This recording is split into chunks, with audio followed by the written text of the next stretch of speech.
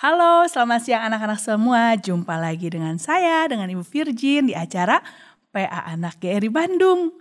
Nah, masih dalam rangka tema Natal nih ya. Maka dari itu 2 minggu ini berturut-turut kita sama-sama membahas tema Natal. Nah, hari ini kita temanya apa? Allah beserta dengan kita. Wah, ini adalah satu pernyataan yang sungguh memberikan kekuatan dan penghiburan bagi kita semua. Nah, sebelumnya kita sama-sama latih lagu yang akan kita nyanyikan hari ini. Mungkin anak-anak kayaknya udah bisa deh lagu ini. Judulnya Hai Mari Berhimpun. Nah, udah bisa belum? Udah bisa ya. Kita sama-sama latih 1 baitnya saja ya. Karena sebetulnya ada 3 bait. Tapi kita untuk latihan kita nyanyikan 1 bait saja. Kita sama-sama coba ya.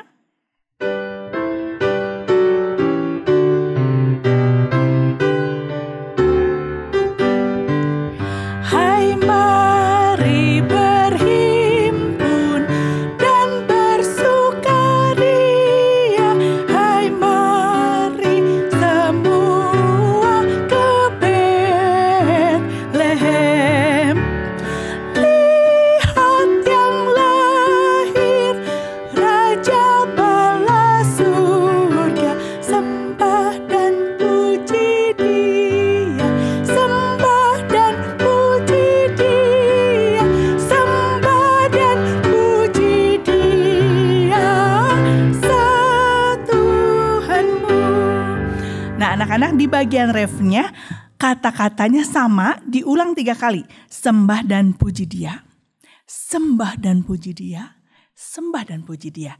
Kita akan nyanyikan dengan dinamika ya. Di kata kalimat yang pertama kita lebih piano, lebih soft, lebih lembut. Tapi makin lama makin keras. Tapi jangan teriak ya di rumah ya. Nyanyi makin lama makin keras. Mengungkapkan sembah dan puji kita kepada Tuhan. Coba refrainnya saja ya. Dari piano, crescendo menjadi forte. Oke, kita coba ya.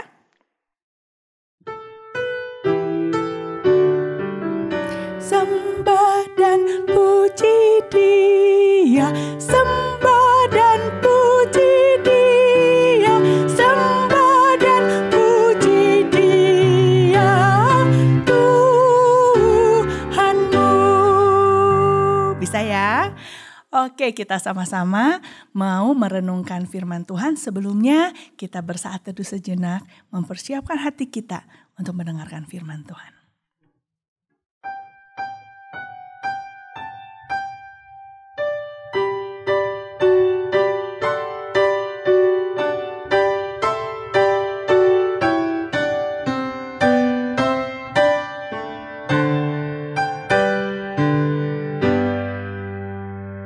Tuhan, kami bersyukur kepada Tuhan. Kami mau datang ke hadapan Tuhan. Kami mau memuji Tuhan. Dan kami juga rindu untuk mendengarkan firman Tuhan. Siapkan hati kami untuk kami boleh dengan hati penuh syukur. Hati yang tulus memuji Tuhan. Bukan karena disuruh, bukan karena ada orang yang lihat. Tapi karena hati kami limpah syukur. Sehingga mulut kami tidak bisa tahan untuk tidak memuji Tuhan. Tuhan, kami juga berdoa biarlah Tuhan yang pimpin melalui pendengaran firman Tuhan hari ini.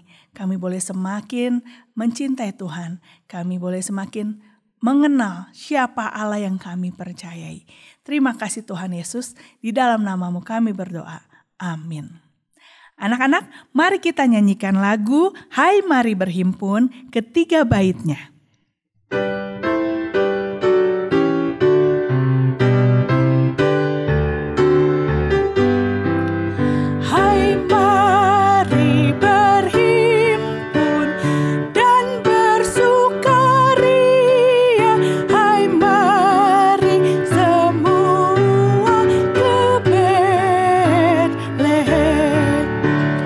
Lihat yang lahir, Raja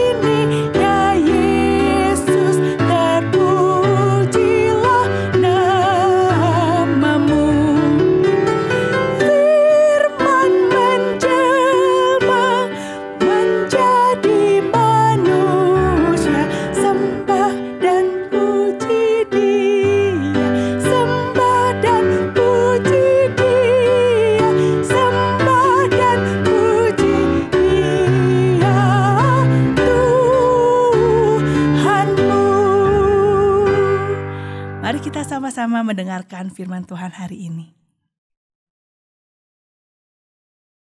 Adik sekalian, hari ini kita akan merenungkan tema Natal mengenai Allah beserta kita. Dan ini adalah satu berita yang sukacita karena bagaimana mungkin Allah itu boleh menyertai kita. Ini adalah satu anugerah yang terbesar yang kita boleh renungkan bersama-sama. Nah, mari sebelum kita merenungkan firman Tuhan, kita sekali lagi berdoa. Mari kita berdoa. Bapa di dalam sorga, kami bersyukur Tuhan memberikan kami kesempatan untuk merenungkan mengenai satu hal yang begitu penting, yaitu adalah Allah yang menyertai kami umat Tuhan. Kami berdoa biarlah perenungan pada siang hari ini boleh membuat kami makin mencintai firman. Kami boleh juga memahami kedalaman cinta kasih Tuhan yang Kau nyatakan kepada kami. Terima kasih Bapa di dalam sorga, dalam nama Tuhan Yesus kami berdoa. Amin. Kita membuka Alkitab kita dari Matius pasal yang pertama. Di dalam ayat yang ke-20 sampai ke-23. Pak Jack akan bacakan buat adik-adik sekalian. Matius pasal 1 ayat yang ke-20. Ketika Yusuf mempertimbangkan maksud itu, malaikat Tuhan nampak kepadanya dalam mimpi dan berkata, "Yusuf anak Daud, janganlah engkau takut mengambil Maria sebagai istrimu, sebab anak yang di dalam kandungannya adalah dari Roh Kudus.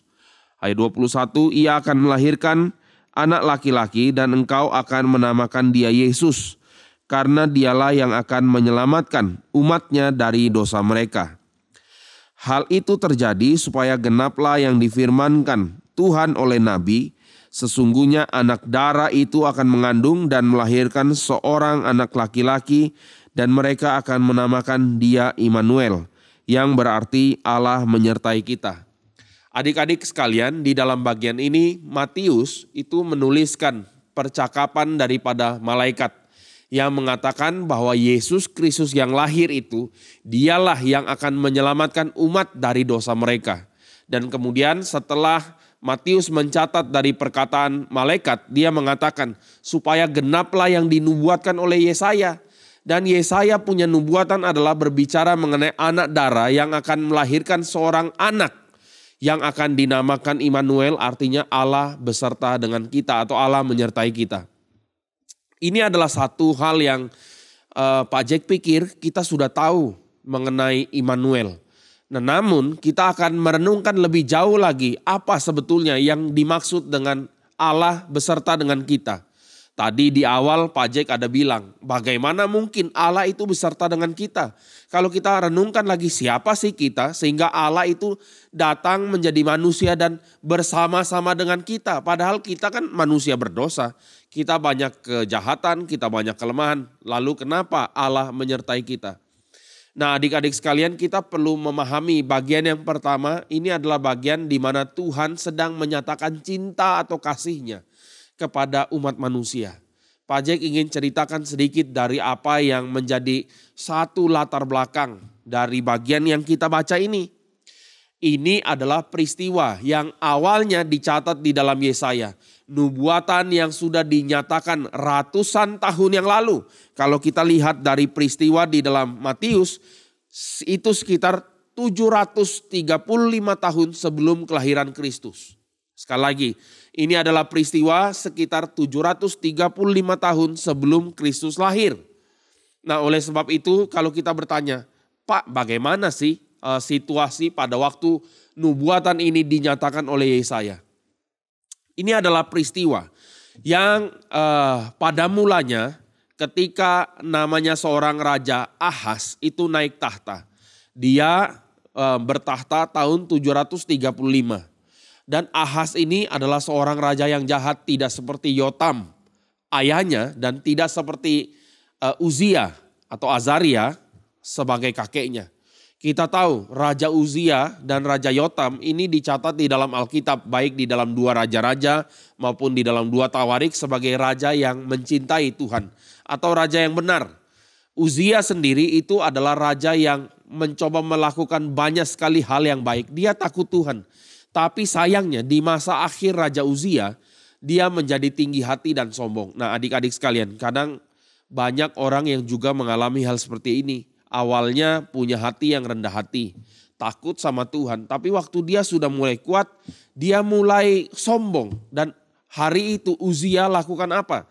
Dia mempersembahkan persembahan di mezbah yang harusnya hanya imam saja yang boleh lakukan. Dia persembahkan. Dan ketika imam-imam tegur dia, "Hei Uzia, siapa kamu? Kenapa kamu mempersembahkan hal yang hanya boleh dilakukan oleh imam keturunan Harun?" Nah, waktu itu Uzia marah sekali waktu ditegur. Tetapi waktu dia mulai marah, tiba-tiba di kening Uzia itu ada kusta. Dan setelah itu dia kena kusta dan sampai mati.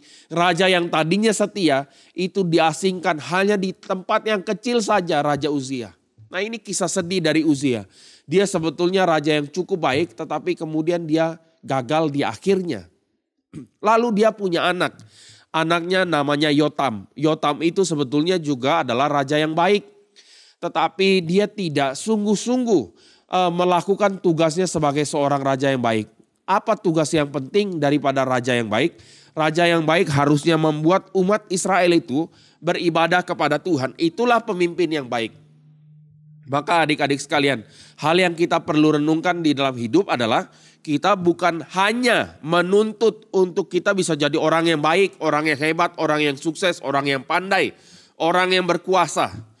Tetapi yang lebih penting dari semua itu adalah apakah waktu kita menjadi orang yang sedemikian, kita membawa banyak orang kepada Tuhan atau bahkan ironinya membuat banyak orang jauh dari Tuhan. Nah, ini yang terjadi dengan Yotam.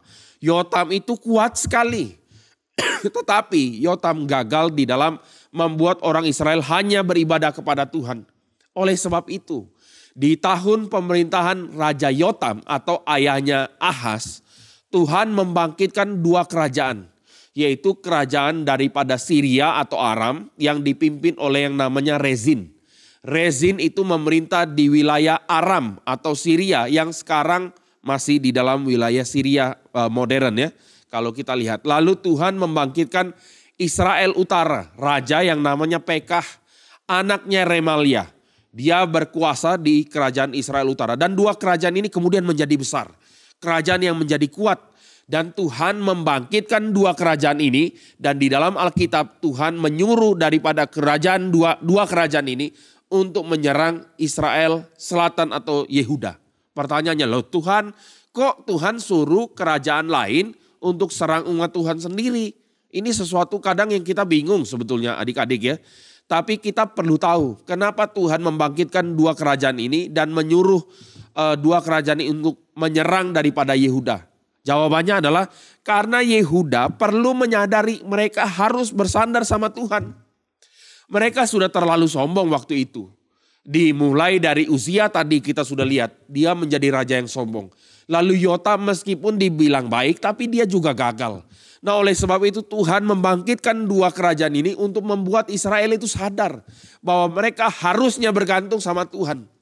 Nah, adik-adik sekalian, kisah daripada nubuatan Yesaya yang dikutip oleh Matius tadi itu adalah kisah di dalam konteks Raja Ahaz, anak daripada Yotam. Ahaz sudah di dalam keadaan yang terjepit oleh dua kerajaan ini. Di dalam Tawarik dan di dalam dua raja-raja dinyatakan bagaimana Ahaz itu diserang oleh Rezin. Pada waktu penyerangan pertama Rezin menyerang, dia sudah kewalahan. Dia kewalahan sekali.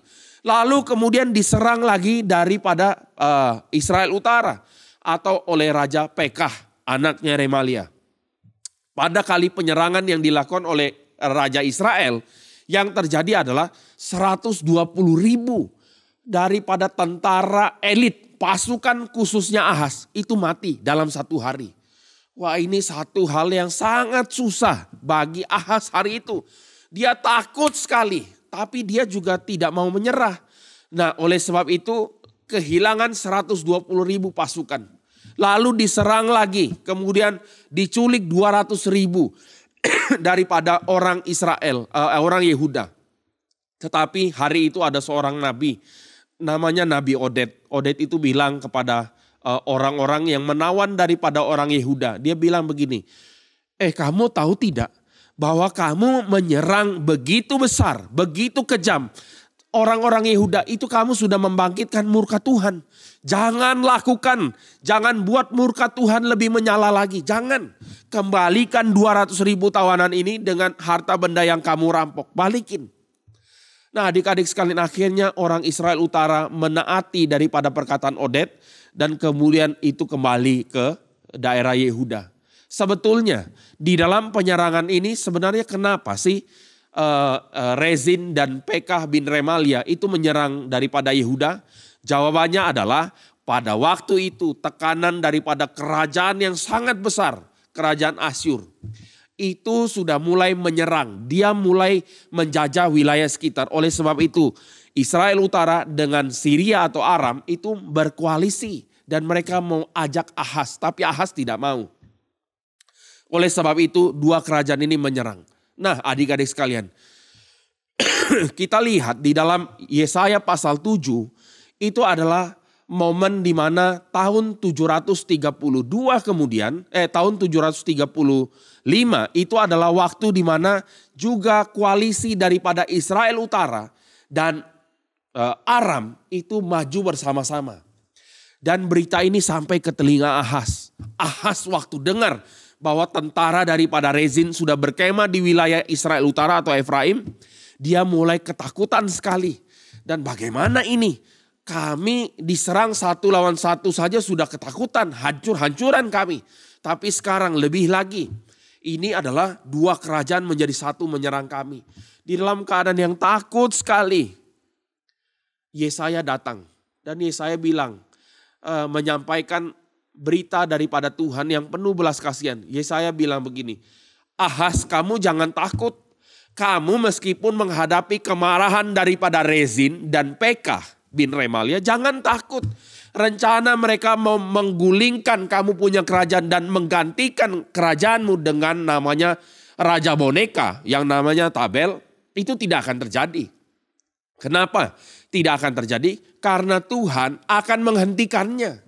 Nah, di dalam bagian ini sebetulnya Tuhan sudah memakai Asyur untuk mengalahkan dua kerajaan ini. Tapi Ahaz itu tidak peduli. Nah, bahkan Yesaya bilang kepada Ahaz, Ahaz, kamu boleh minta tanda. Tanda apa saja. Baik dari dunia orang yang mati, sudah mati, dunia yang paling bawah, ataupun dari tempat yang tertinggi di surga. Kamu boleh minta tanda. Tetapi Ahaz itu adalah raja yang tidak baik. Dia mengatakan begini, oh aku tidak mau meminta Yesaya. Aku tidak mau mencobai Tuhan.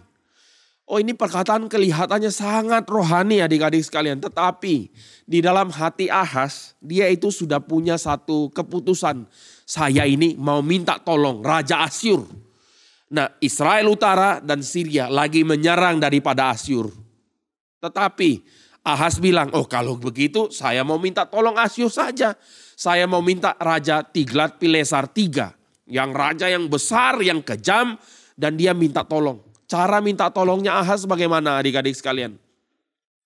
Dia ambil alat-alat di bait Allah. Dia ambil harta benda di bait Allah. Harta-harta yang harusnya dipakai untuk memuji Tuhan. Dia ambil semua. Ada piring, ada alat-alat lilin, tempat lilin dan sebagainya, diambil semua dan dibawa sama utusan untuk pergi ke Raja Tiglat-Pileser. Dan dia bilang begini, oh Raja kasihani kami ini anakmu, kami ini hambamu, tolong kami. Lalu Asyur kemudian datang menyerang daripada Syria dan kemudian menyerang daripada Israel Utara. Nah ini yang terjadi adik-adik sekalian. Tahun 733 Asyur mulai datang dan menyerang. Tahun 732 Syria habis. Syria diluluhlantakan dan Raja Rezin itu mati. Tahun berikutnya Israel Utara diserang habis-habisan dan wilayah daripada Israel Utara yang paling utara atau Galilea itu direbut daripada Asyur. Tidak lama kemudian tahun 722-21 Israel Utara habis dijajah oleh Asyur dan tidak pernah kembali lagi sebagai sebuah bangsa. Nah ini adalah bagian yang menyedihkan di dalam situasi itu. Tapi adik-adik sekalian, di dalam satu situasi seperti ini, Yesaya mengatakan begini, kamu bilang tidak mau meminta kepada Tuhan, kamu ini hanya pura-pura. kamu tidak cukup melelahkan orang, tetapi kamu mau melelahkan Allahku juga. Maka Yesaya bilang, Tuhan akan memberikan tanda, yaitu anak darah akan melahirkan seorang anak laki-laki dan akan menamakan dia Immanuel. Dan sebelum anak itu dewasa, 2 kerajaan yang kamu takuti itu akan diluluhlantakkan oleh Tuhan melalui tangan Asyur sebetulnya. Jadi ini adalah satu tanda bahwa apa? Meskipun Ahaz bebal, meskipun Ahaz jahat, meskipun Ahaz tidak memperdulikan perkataan dari Nabi Tuhan, tidak minta tolong sama Tuhan, bahkan Ahaz rampok daripada perkakas bait Allah, Tuhan tetap menyatakan apa? Aku akan beserta dengan Israel, Yehuda.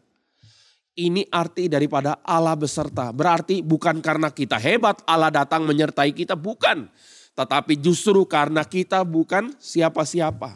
Tuhan waktu di dalam satu istilah Allah beserta kita itu adalah belas kasihan Tuhan. Tuhan menolong kita. Tuhan berbelas kasihan kepada kita. Dan di dalam keadaan seperti itu Ahaz dan kerajaan Yehuda itu tidak bisa lakukan apapun. Bayangkan tentara yang besar daripada Israel Utara dan Syria bergabung. Tidak bisa lakukan apapun. Tetapi Tuhan mengatakan, aku akan menyertai engkau. Tetapi meskipun demikian adik-adik, karena Ahaz minta tolong kepada Asyur, Raja Tiglat-Pilesar itu, maka Tuhan memberikan penghukuman kepada Yehuda. Apa penghukumannya? Di dalam Yesaya pasal yang ke-7 dan 8. Pak Jack akan buka bagian ini, kita akan lihat sedikit adik-adik sekalian. Yesaya pasal yang ke-8, yang ke-7 dulu ya. Kita lihat di dalam Yesaya pasal ke-7 ayat yang ke-18 dan 19. Ini adalah hukuman karena Ahaz minta tolong Asyur. Pak Jack akan bacakan. Pada hari itu akan terjadi Tuhan bersuit memanggil lalat yang ada di ujung anak-anak sungai Nil dan memanggil lebah yang ada di tanah Asyur. Dan semuanya akan datang hinggap di lembah-lembah yang terjal, di celah-celah bukit-bukit batu, di segala pagar duri, dan di segala tanah pengembalaan.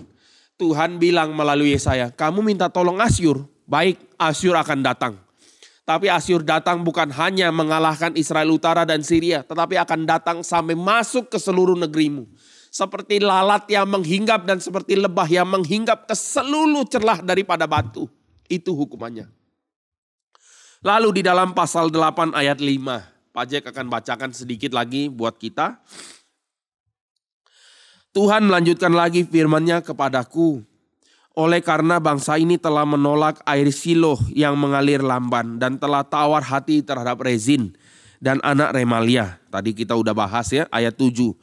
Sebab itu sesungguhnya Tuhan akan membuat air sungai Efrat itu yang kuat dan besar meluap atas mereka, yaitu Raja Asyur dengan segala kemuliaannya.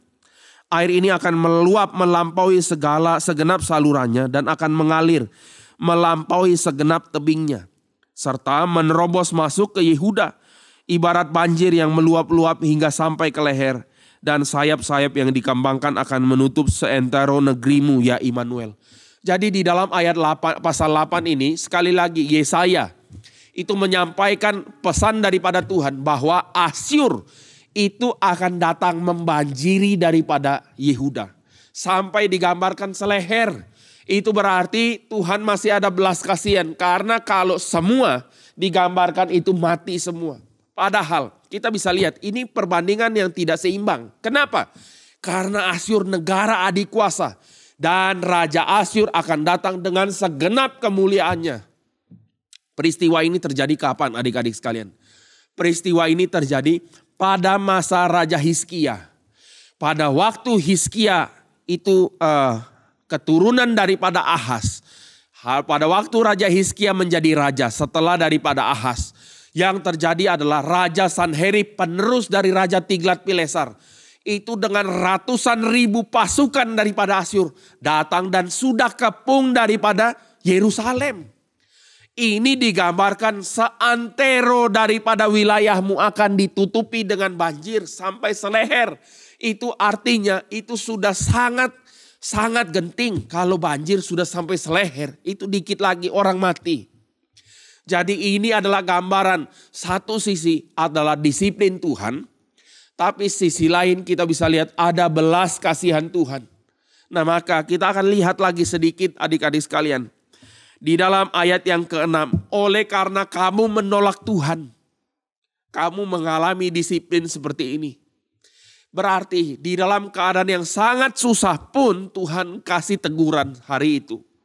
Supaya Israel sadar kami ada mengalami kesusahan karena kami menolak daripada Tuhan. Adik-adik di sini kita belajar apa?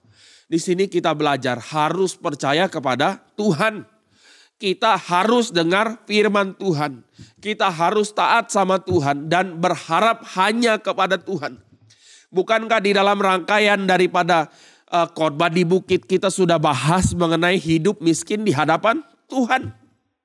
Itu adalah artinya kita sungguh-sungguh mengandalkan Tuhan di dalam hidup kita. Nah itu arti daripada mengandalkan Tuhan. Percaya kepada Dia. Mau adik-adik percaya kepada Tuhan? Biarlah hidup kita melihat daripada kuat kuasa Tuhan. Pemeliharaan pertolongan Dia. Itu adalah sukacita yang besar. Nah Pak Jack akan lanjutkan sedikit lagi. Di dalam ayat 9 dan 10. Ketahuilah hai bangsa-bangsa dan terkejutlah. Perhatikanlah ya segala pelosok bumi. Berikat pinggang dan terkejutlah. Berikat pinggang dan terkejutlah. Buatlah rancangan tetapi akan gagal juga. Ambillah keputusan tapi tidak terlaksana juga sebab Allah menyertai kami.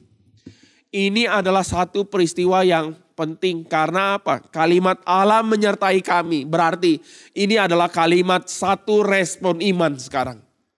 Karena di dalam bagian ini dikatakan kamu bangsa-bangsa silakan buat rencana. Kamu orang-orang silakan kamu ambil keputusan. Tetapi rancanganmu dan keputusanmu tidak akan terlaksana. Kenapa? Karena Tuhan itu menyertai kami. Oleh sebab itu adik-adik sekalian, pada waktu Hizkia dan Yerusalem dikepung oleh tentara Asyur. Mereka sudah dipermalukan. Mereka sudah di dalam keadaan yang genting. Seperti telur yang ada di ujung tanduk. Itu sudah pasti jatuh harusnya. Tapi Tuhan menolong. Malam itu malaikat Tuhan berjalan di perkemahan Asyur. Pasukan Asyur ratusan ribu pada malam itu mati. Kita bisa lihat ada pertolongan Tuhan. Berarti apa? Di dalam hari ini adik-adik sekalian. Kita perlu tahu apa peperangan yang kita hadapi. Kesulitan apa yang kita hadapi. Waktu itu di dalam Yesaya kita bisa lihat. Kesusahan yang paling besar adalah waktu digempur tentara asing. Mereka takut sekali, mereka tidak berdaya. Tetapi adik-adik sekalian, hari ini waktu Tuhan mengatakan, aku beserta dengan kamu, beserta dengan kita hari ini. Ini peperangan apa yang kita harus kerjakan? Jawabannya adalah satu anugerah untuk berperang melawan namanya dosa. Itulah sebabnya di dalam Matius pasal yang ke-1 tadi, ayat yang ke-21, kita bisa lihat ada bagian yang menyatakan Kristus akan menyelamatkan umat dari dosa mereka. Dan ketika Kristus menyelamatkan kita dari dosa, kelemahan kita, pikiran kita yang jahat, kelakuan kita yang tidak benar, ini adalah bagian daripada kita penuh dosa dan kelemahan. Tapi Kristus datang melenyapkan dosa, mengalahkan dosa, menjadikan kita umat yang kudus. Umat yang dipilih Tuhan. Dan di dalam Natal ini adik-adik kita melihat bagaimana Kristus lahir. Dan memberikan pengharapan itu buat kita. Adik-adik mau hidup di dalam pengharapan kepada Tuhan. Oh puji Tuhan. Itu satu anugerah yang besar yang kita perlu renungkan. Bersyukur kepada Tuhan. Dan sekarang waktu Allah beserta dengan kita. Kita diberikan kemampuan, penyertaan Tuhan. Sehingga dosa tidak lagi berkuasa atas kita. Kita tidak lagi takluk kepada dosa. Tetapi kita di dalam anugerah Tuhan itu menang atas dosa. Sehingga kita tidak harus jatuh lagi di dalam dosa adik-adik sekalian. Karena apa? Karena Allah beserta dengan kita. Biarlah di dalam Natal ini, sekarang kita renungkan adik-adik sekalian. Kristus Yesus yang lahir menjadi manusia. Dia jadi sama dengan kita di dalam hidupnya. Dia taat sempurna kepada Bapa di sorga. Dan kemudian di dalam ketaatan Kristus, sekarang kita juga, karena kita ditebus dan disatukan di dalam Dia, maka kita juga boleh taat sebagaimana Kristus taat kepada Bapa selama Dia hidup di dalam dunia. Adik-adik sekalian, inilah arti daripada Allah beserta dengan kita. Kita diberi kemampuan untuk menghidupi firman Tuhan. Tidak seperti Ahas yang bebal. Tidak seperti Ahas yang berbohong. Aku tidak mau mencobai Tuhan. Tidak seperti Ahas yang sudah memutuskan mau minta tolong kepada Raja Asyur. Dia kompromi. Dia itu tidak setia dan menolak Tuhan. Kita tidak seperti Ahas, adik-adik sekalian. Tapi kita belajar melihat, mengarahkan mata dan pandangan kita kepada Kristus yang taat. Kristus yang boleh menggenapkan daripada kehendak Bapa di bumi seperti di dalam surga. Ini adalah doa Bapa kami. Kita bisa lihat anugerah yang begitu besar. Kristus datang mewakili kita sehingga kita boleh dilihat oleh Bapa di dalam surga, di dalam Kristus. Dan biarlah adik-adik sekalian pada siang hari ini, sekali lagi kita boleh mengingat tentang Natal. Kita boleh mengingat tentang Allah beserta dengan kita. Maka di dalam setiap kesusahan yang adik-adik alami, di dalam setiap tantangan yang adik-adik rasakan, ingat terus tentang Kristus yang boleh menyertai kita, yang menebus kita. Dan Roh Kudus yang boleh terus memimpin adik-adik sekalian untuk hidup taat, hidup suci, hidup kudus, dan hidup untuk memuliakan Tuhan. Biarlah sekali lagi adik-adik sekalian, hidup kita berubah dari hari ini ketika kita mendengar firman. Berikan hidupmu kepada Tuhan. Berdoa kepada Dia. Bapa di dalam sorga, aku anakmu di dalam Kristus Yesus Tuhan. Dan biarlah hidupku itu boleh terus Tuhan pimpin. Mengalahkan daripada setiap godaan. Mengalahkan daripada godaan dosa. Dan menang dan menyatakan kemuliaan Tuhan dalam hidupku saat ini, hari ini, sampai selamanya. Demi kemuliaan Tuhan. Amin. Biarlah adik-adik sekalian hidup kita sekarang dipersembahkan untuk kemuliaan Bapa di surga. Mari kita berdoa. Bapa di dalam surga, kami sekali lagi mengucap syukur pada hari ini kami boleh merenungkan mengenai Natal. Kami merenungkan tentang kuasa daripada penyertaan Tuhan yang Tuhan berikan kepada kami di dalam Kristus dan anugerah daripada Roh Kudus. Biarlah hidup kami ya Tuhan dipakai untuk kemuliaan Tuhan. Biarlah hidup kami itu boleh menyatakan satu anugerah kepada orang di sekitar kami, menarik mereka dari lembah dosa, membawa mereka kepada Kristus, mereka diselamatkan, diubahkan, dan mereka boleh dipakai untuk melayani Tuhan, menjadi alat yang memuliakan nama Tuhan. Berkati hidup kami ya Tuhan, anak-anak-Mu. Jangan biarkan kami ditelan oleh dunia ini, tetapi biarlah kami di dalam pimpinan Tuhan, belas kasihan Tuhan, di dalam penyertaan Tuhan yang selamanya itu kami boleh menyatakan kehendak Bapa di surga di dalam dunia ini. Dengar doa kami ya Tuhan, di dalam nama Tuhan Yesus Kristus, Tuhan dan penebus kami, Raja kami yang hidup kami berdoa. Amin. Anak-anak bersyukur untuk firman yang boleh kita dengarkan hari ini. Sungguh Allah kita itu adalah Immanuel. Tidak ada Allah lain yang seperti Allah kita. Allah yang mau beserta dengan kita. Allah yang mau tinggal bersama-sama kita. Allah yang membuktikan kasih-Nya bagi kita. Mari kita sama-sama memuji nama Tuhan dengan nyanyi Hai Mari Berhimpun ketiga baitnya.